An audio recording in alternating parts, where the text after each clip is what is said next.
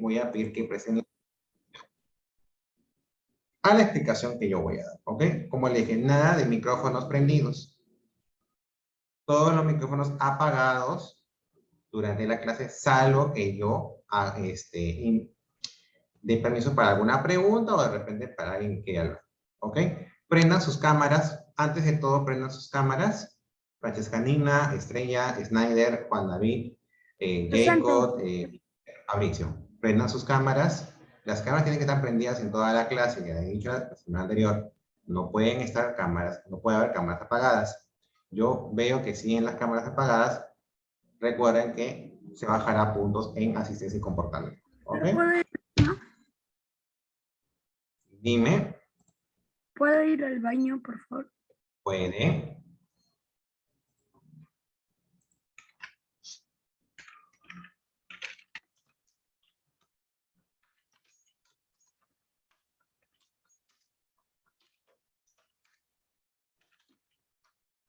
Entonces, habíamos quedado en que vamos a ver qué es la historia, ¿ok? ¿Qué es la historia? Entonces, me van a acompañar a un poco entender estos conceptos. ¿Por qué es importante la historia, no? ¿De qué nos sirve? Yo soy un niño que recién tengo 12 años, pues para mí, ¿qué me va a servir la historia? Bueno, esas preguntas que todos ustedes se pueden hacer en algún momento de su vida, la vamos a tratar de dilucidar en este momento. ¿Ok? Entonces, presten atención, cámaras prendidas, ya he dicho nuevamente, las personas que están con cámara apagada, ojo, yo miro todo por si acaso. Bien, entonces, vamos un poquito a analizar el concepto de la historia, ¿no? Entonces, según el autor nos dice, ¿no?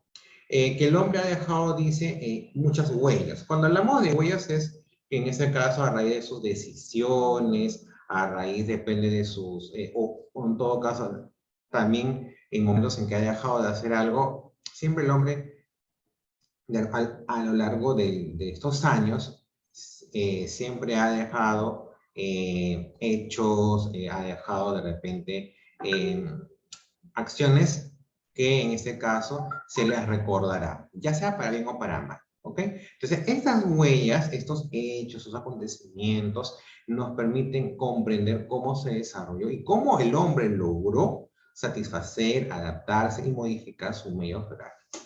Por ejemplo, ¿cómo es posible que en una ciudad como Lima, que vive en el desierto, hay agua? ¿Y cómo se mantiene como tal? Porque en un desierto es muy difícil que haya, ¿no? Inicialmente puede ser muy difícil que haya que se desarrolle una urbe, porque el acceso al agua sería bastante complicado. Pero en Lima sí se puede, por ejemplo. ¿Por qué? ¿No? Porque en este caso se decidió, ¿por qué se decidió nombrar a Lima como capital del Perú y no de repente a Cusco, que era la capital del Imperio de los Incas? ¿No? Son cosas que, conociendo estas huellas, podemos de alguna manera entender. ¿Correcto? Entonces, hay que considerar, dice, que nuestro presente, o sea, en nuestra actualidad, algo les mencioné la clase anterior, es el resultado de las experiencias de nuestros antepasados, transformadas y reelaboradas. Y que todos necesitamos conocer nuestro pasado para entender el Perú que vivimos hoy. Es algo que yo les decía la semana anterior, ¿no? Porque el Perú, que por ejemplo pasó de unas elecciones bastante complicadas, ¿no? Ustedes lo han podido más o menos ver. ¿Por qué ese Perú nos sorprende? Es un Perú que ya, de alguna manera, se vio, por ejemplo, cuando hubo la transición de la colonia a la independencia. ¿Ustedes creen que todos los peruanos querían que llegara la patria? No, no todos. Los que tenían privilegios al llegar a la patria pensaban que iban a perder sus privilegios y estaban en contra de ella, por ejemplo. Dime, Johan. Profesor, ¿en este curso se iba a copiar? No, porque toda la información la tenemos en nuestros archivos PDF. ¿Ya? Entonces, cuando tú quieras volver nuevamente a estudiar tu clase, lo tienes en tu archivo PDF, que es en tu plataforma virtual. Esta información que tú la estás viendo, la vas a volver a leer una y otra vez. ¿Correcto, Johan? Entonces, lo que ustedes tienen que hacer acá, en este momento, es prestar atención a lo que yo les voy a explicar y a los conceptos que vamos a revisar. ¿Ok?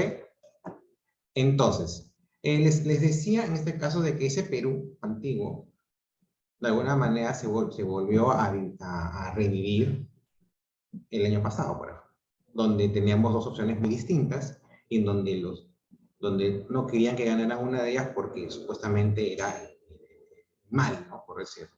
Pero era una opción diferente, nada más. Pero toda esa especulación que hubo, pues es lo mismo que pasó, por ejemplo, en la transición de la República a la independencia. Ahora, ¿qué podemos nosotros entender de qué es la historia? En sí, si realizamos su concepto, podemos entender que es una ciencia social que investiga los hechos humanos del pasado. Establece un orden cronológico porque hay fechas, ¿no? En este año pasó tal cosa, en este año tal y en este año tal.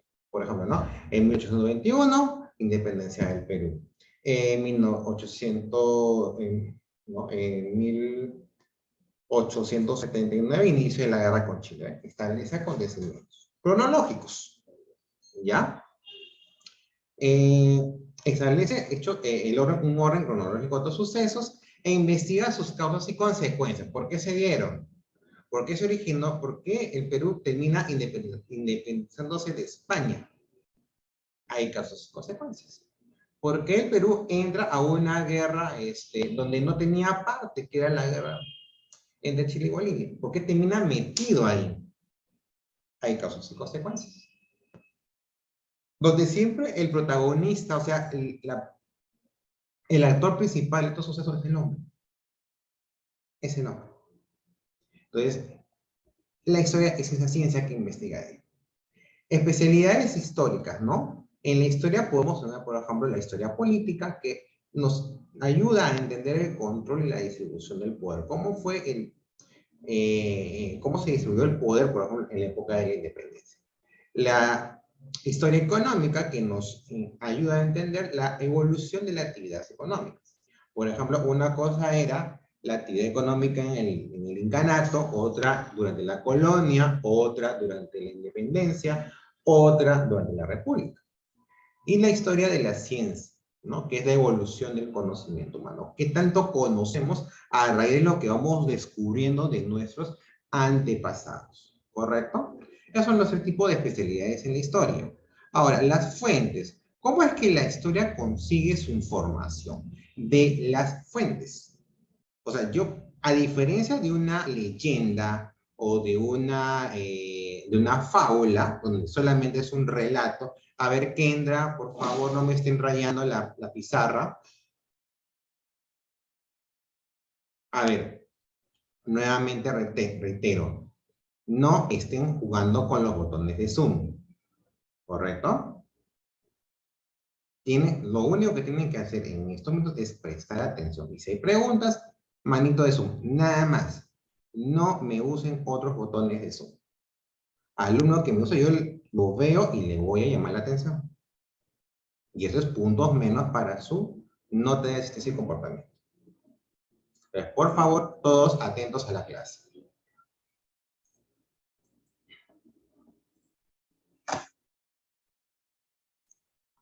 Entonces, les decía, ¿no? ¿Cómo obtiene la historia esta información? A través de sus fuentes. Por eso se diferencia de la fábula y se diferencia de la leyenda. A ustedes les han contado, por ejemplo, la leyenda de los hermanos Ayer, ¿no? Y les ha dicho que sí, que eran los hermanos que salieron del cerro de Guanacauri y bla, bla, bla, bla. ¿Ya? Ok. Pero ¿tienes una fuente de que eso sea realidad? ¿Y por qué entonces nacen las leyendas? Porque es una manera que el hombre encontró para poder entender sus orígenes en un momento determinado. Actualmente las leyendas no pasa, las leyendas y las fábulas no son más que una especialidad literaria. Pero sabemos que no son realidad. ¿Me entienden? La historia no. Si la historia te está contando que, por ejemplo, el traspaso. O mejor dicho, a ver, algo que de repente vamos a leer nosotros, vamos a estudiar. Si estás hablando de la cultura chavín, es porque tiene fuentes que nos indican que efectivamente esto ocurrió, que esta cultura sí existió. ¿Me entiendes? No te está contando una fábula. No te está diciendo de un hermano que se convirtió en piedra. ¿No? Te está contando de cosas fidedignas, estudiadas, comprobadas. Claro que hay muchas cosas por investigar todavía. Todavía no todo está totalmente descubierto. Por eso que aún se sigue estudiando. La ciencia no te va a dar todas las respuestas. No. Por eso sigue estudiando. ¿Entienden? Entonces, ¿cuáles son esas fuentes que usa la historia? Las fuentes escritas, ¿no? Que son los documentos inéditos, por lo que no han sido publicados, como los manuscritos, ¿no? Son más que todo documentos desarrollados en el momento de la acción, ¿ok?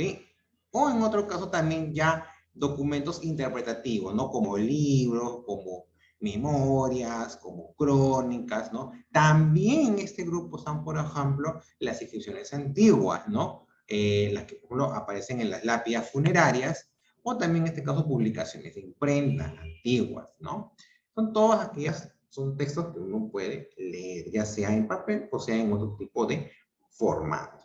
Las fuentes orales son las narraciones transmitidas de generación en generación. Relatos de testigos, costumbres, tradiciones, leyendas. Ahora, pero, profesor, no es que los mitos y esto no eran invenciones, sí, pero a través de ellas podemos entender en este caso cómo es que los antiguos peruanos o los antiguos hombres, de alguna manera, Guardito, por favor, podían de alguna manera mantener viva su historia. José Miguel, ¿tienes una pregunta? Profesor, ¿en este curso es Historia del Perú? Es Historia del Perú y después Historia Universal. Dos materias. Hoy día es Historia del Perú, mañana es Que en la Historia Universal. plataforma no está como desarrollo personal. No, no está como desarrollo personal. Está como Historia del Perú, Historia Universal. Ah, ya. Ok. Ya, por favor, apaga tu micro. Gracias. Las fuentes materiales son todas aquellas evidencias de la existencia y acción del hombre.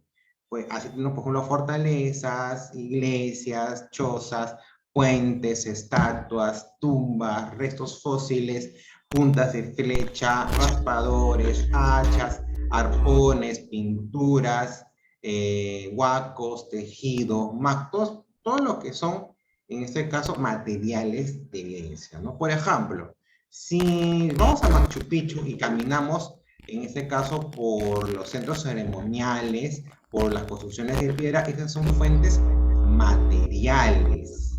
Son fuentes materiales porque nos indica una evidencia de una ciudadela, ¿no? Que en este caso tenía centros de adoración al dios Sol, por ejemplo. El Intihuatán es un centro de adoración al dios Sol, por ejemplo.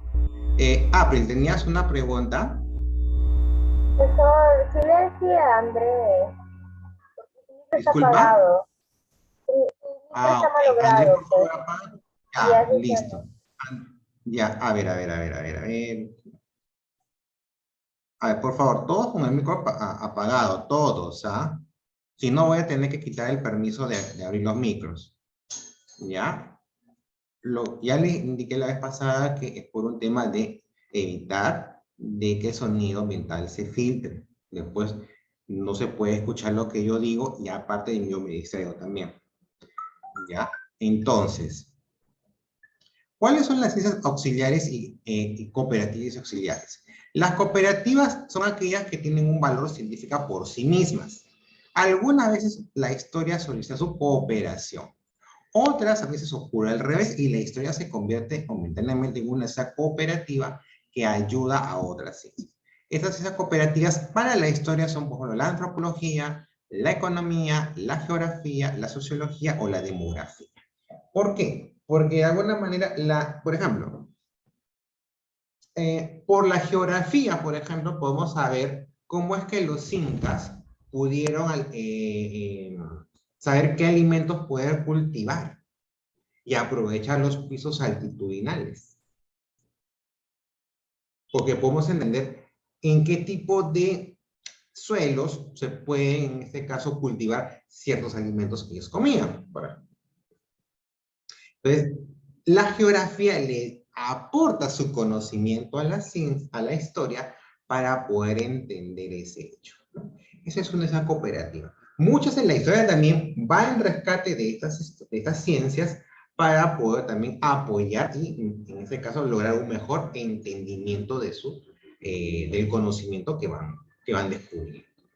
Las ciencias auxiliares son aquellas dependientes de la historia y que no tienen autonomía científica. Existen solamente para conocer algunos sectores especializados de la historia. Por ejemplo, la cronología, la bibliografía, la filatelia, la paleografía, la numismática y la heráldica. O sea, en sí no son ciencias independientes como la geografía, por ejemplo. La geografía tiene un objetivo, ¿no?, clarísimo, que es la historia, en este caso, de nuestro mundo. Pero, por ejemplo, si hablamos de por decir, la numismática es el estudio de las monedas, ¿ok? Pero en este caso, su estudio va dirigido a ¿qué? ¿Por qué nace la numismática? Para poder analizar las inscripciones que llevan las monedas. ¿Por qué? Porque de alguna manera en la inscripción de la moneda se resalta lo mejor, o en todo caso lo más poderoso de esa sociedad. ¿Por qué creen que por ejemplo, en las monedas de un sol de ahora hay figuras relevantes, como Machu Picchu, entre otras? Porque resalta lo mejor de la cultura peruana. Y así por ejemplo, en sociedades anteriores, sociedades antiguas, se reflejaba lo mejor de eso. O sea, ellos querían reflejar lo suyo, o en todo caso, que de alguna manera querían también que en este caso el grupo de poder o la casta privilegiada de ese momento quería, en este caso, permanecer en la posteridad. Entonces, la numismática, por eso, no es muy diferente a la geografía. La geografía sí apoya la historia, pero no depende de ella. O sea, no es que de la historia dependa, en este caso, su actuar. En cambio, en estas ciencias auxiliares es lo contrario. Ellas dependen o nacen de una necesidad de la historia. La heráldica es el estudio de los escudos, por ejemplo. ¿Y por qué nace estudiar el escudo, los escudos familiares, los escudos del país? Para entender por qué en este caso se decidieron ese tipo de gráficos, de símbolos. ¿Qué necesidad tenía la sociedad de ese tiempo, en este caso, de poder proyectar esos símbolos? Por ejemplo, cuando nosotros vamos a estudiar los símbolos patrios, por ejemplo, veremos por qué se decidió, en este caso, colocar, por ejemplo, los símbolos del escudo del Perú. ¿Por qué la vicuña? ¿Por qué el árbol de la quina? ¿Por qué la cornucopia? Tienen una razón, pero esa razón está ligada a la historia, porque estaban haciendo una república. ¿Me entienden? Entonces, la numismática depende de la historia, básicamente. En cambio, la geografía no. La geografía es el estudio del mundo. Está muy independiente, está muy separada de la historia. Que se puedan ayudar es algo muy distinto. Pero no quiere decir que tengan una interrelación. No hay una dependencia. ¿Ok? Algunos métodos y técnicas arqueológicas, ¿no? Y van a escucharlo de repente en el transcurrir de los años. Por ejemplo, la dendrocronología, que es aquella que se basa en la observación de los anillos de crecimiento interior de los árboles. A cada año corresponde un anillo y de un determinado tipo, reconocible en todos los árboles. O sea, dentro de los árboles, cuando ustedes, por ejemplo, cuando ustedes ven que un árbol se tala y cae, ¿no? hay por dentro, hay una especie de, como de anillos redondelas, ¿no? Entonces, esos anillos a mí me indican más o menos la cantidad de años, porque cada anillo que aparece es un año más.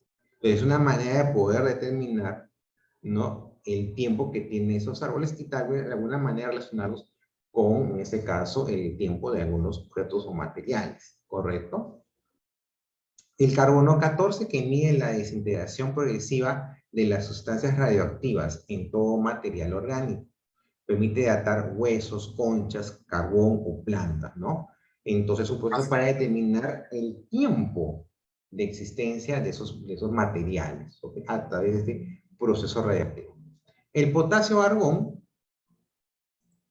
es un sistema que se basa en el principio de la radioactividad, al igual que el método del carbono 14.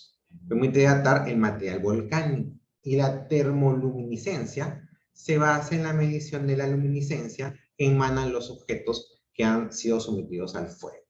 Permite datar los utensilios de arcilla. La cronología en este caso nos permite ubicar un hecho histórico en el tiempo, ya sea indicando la fecha del acontecimiento o su relación en el tiempo con otros hechos. Hay dos tipos de cronología: la absoluta, que cuando empleamos solamente fechas, y la relativa, cuando no empleamos fechas y ubicamos los acontecimientos antes o después de otros acontecimientos. Es, por ejemplo, cuando usamos la periodificación de la historia, ¿no? Que nos han enseñado, por ejemplo, ¿no? La historia se divide en edad antigua, edad media, edad moderna, contemporánea. Pero no lo separa por años específicos, sino por acontecimientos que de alguna manera cambiaron el curso de la historia. ¿Correcto? Puedo decir, de alguna manera en la prehistoria, ¿no?, es de 500.000 años antes de Cristo. Porque más o menos se determina que esa fecha apareció el hombre. Pero termina la prehistoria ¿en qué acontecimiento? En la aparición de la escritura. Entonces hay un cambio, porque los hechos que ocurrieron en la prehistoria ya son distintos después cuando aparece la escritura. Entonces, eso se llama cronología relativa, porque yo estoy determinando los hechos a través de acontecimientos, no de fechas. Una cronología absoluta puede ser, por ejemplo, cuando yo diga, la independencia, la declaración de la independencia del Perú, realizada por don José de San Martín, se realizó el 28 de julio de 1821. Eso es cronología absoluta. Te estoy dando una fecha de un acontecimiento. Pero cuando te hable de, por ejemplo, te hablo de la periodificación de la historia según visiones europeas, ¿no?, y te diga, la prehistoria empezó con la aparición del hombre 5.000 años antes de Cristo y termina con la aparición de la escritura 3.500 antes de Cristo, te estoy dando, en este caso, una cronología relativa, ¿correcto? Una cronología relativa, ¿bien? Para poder terminar esta parte, ¿ya?, vamos a ir un poquito, quiero que, aquí por ejemplo, ¿ya? Quiero que entiendan cómo se escribe la historia, ¿ya? Aquí todos. ¿Cómo es que un historiador hace para escribir la historia? No es solamente, yo soy happy, ya. Entonces yo te puedo contar lo que pasa. No, hay todo un proceso, ¿ok? Hay todo un proceso. Primero, ¿no?, vamos a desarrollar un plan, un modelo o plan. O sea, ¿qué cosa es lo que yo quiero, ¿cómo se llama?, estudiar. ¿Ok? Determinamos, primero hacemos una hipótesis de trabajo. ¿Qué realidad histórica concreta es el objeto de mi investigación? Por ejemplo, te puedo decir, ¿no? La vivencia de los peruanos entre los años de 1820 hasta 1826, que es más o menos el periodo de la transición entre colonia y república. Entonces yo determino mis fuentes. ¿Cuáles son mis fuentes de estudio? Esa es mi materia prima. Puede ser, por ejemplo, crónicas. Puede ser de repente estudios anteriores, ¿no? Entonces, voy determinando qué fuentes voy a utilizar yo para poder estudiar ese periodo. ¿Correcto? Entonces, primero, ¿qué es lo que hago? Una hipótesis. ¿Qué cosa quiero estudiar? Luego trato mis fuentes, ¿no? Porque puedo tener documentos, estadísticas, prensa, testimonios, memorias, puedo tener monumentos, objetos, puedo tener fotografías, ¿no? Entonces, primero clasifico mis fuentes. Hago tratamiento de fuentes. Clasificación y crítica de las fuentes, si me sirve o no me sirve. Comparaciones, estimaciones con numéricas. Adecuación de fuentes de acuerdo al modelo, ¿no? Y las correlaciones. Hallazgo de incógnita, aplicando unidades de análisis. O sea, una vez que yo determino qué fuentes me sirven y qué fuentes de repente no son no me apoyan en mi estudio, ¿correcto? Porque yo puedo tener un montón de fuentes. En mi recopilación de fuentes puedo tener mucha información, ¿ok? Ojo, también tenemos que tener muy en cuenta de que todos, en todo tiempo, en toda época del año, escriben bajo su punto de vista. Y muchas veces no siempre lo que se escribe es lo fidedigno de la realidad. Pues cada uno lo puede hacer de acuerdo bajo su punto de vista. Ahora, mi hipótesis es verdadera o falsa. Tengo que corroborar, contrastar. O sea, lo que yo ya recopilé, lo contrasto con la realidad. Hago comparaciones, concluyo, o sea, tengo que ver varias fuentes para ver, o sea, es para poder entender qué hechos concuerdan en casi todas las fuentes. ¿Ok? Por ejemplo, ¿no? Si hablamos por decir de que San Martín era un tipo, por decir, que no le gustaba, por ejemplo, una guerra por pelear, sino que él determinaba diversas guerras, habría que ver, por ejemplo, qué testimonios nos hacen creer eso, por ejemplo. Y hay varias, por ejemplo, de varios cronistas de la época, e incluso de los propios españoles, que decían que si bien había oportunidades donde se podía dar un conflicto, San Martín prefirió no hacerlo, porque él pensaba que era un derramamiento inútil de sangre. Entonces, ahí podemos ir armando el rompecabezas de la personalidad de San Martín, por ejemplo. Una vez que ya tenemos una hipótesis, empezamos la redacción. Hay que tener un esquema ordenado para redactar, complementar con otras fuentes históricas, con unas ciencias ya sea auxiliares o cooperantes, y la redacción definitiva. Y luego ya lo preparamos para su publicación. ¿Ok? Y así termina tu libro de historia. Bien, chicos, entonces, es así como en este caso podemos entender qué es la historia, las fuentes de la misma, ¿ok? Y quiénes la ayudan. Y cómo es que se escribe o cómo se recopila la historia para, en este caso, para que tú lo puedas leer.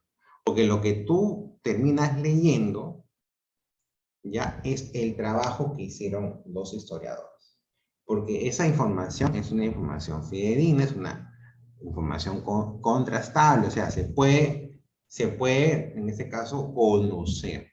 Es algo que ya está aceptado, ¿correcto? Muy bien. Listo. Antes de terminar, a ver, escúchenme todos. Mañana, 11:55, clase de Historia Universal, ¿ok? 11:55, ¿ya? Mañana. Ya está en la plataforma su tarea número 1. Las tareas, ya por sesión se deja una tarea. Esta semana se deja tarea de Historia del Perú y tarea de Historia Universal, ¿ok? La presentación de las tareas es el próximo martes. Todos los martes se presentan las tareas y son las prácticas semanales. Ojo con lo que estoy diciendo. Todos los martes son presentación de tareas y exámenes o prácticas semanales en la plataforma. ¿Correcto? ¿Ya? ¿Ok? Entonces, ya estoy avisando ya cómo se van trabajando. Mañana nos vemos para la clase de Historia Universal. ¿Ok, chicos? Ok, profesor. Chao, profesor. Chao, profesor. Chao, profesor.